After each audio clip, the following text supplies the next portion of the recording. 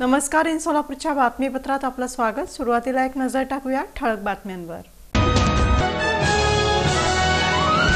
सोलापुरात जड वाहतुकीनं पुन्हा घेतला एक बळी. बलकर खाली येऊन एका 42 वर्षीय युवकाचा झाला मृत्यू. वीज पडून गारमेंट कारखान्याला आग लागून लाखो रुपयांचं नुकसान. कोंडानगर इथं घडली घटना. विरोधकांचा खोटा प्रचार आणि मराठा आरक्षणाचं आंदोलन यामुळे सोलापूर लोकसभा निवडणुकीत भाजपचा पराभव. नरेंद्र काळे यांची प्रतिक्रिया. एनडीएच्या नेतेपदी नरेंद्र मोदी यांची निवड. सोलापूर शहर भाजपच्या वतीनं करण्यात आला जल्लोष.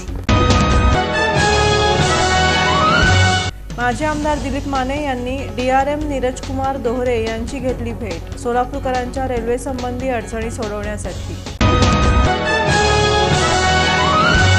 आणि महाराजस्व अभियानाअंतर्गत विविध प्रकारच्या दाखल्यांचं शिबिर सोलापूर शहरातील आणि उत्तर सोलापूर तालुक्यातील विद्यार्थ्यांसाठी.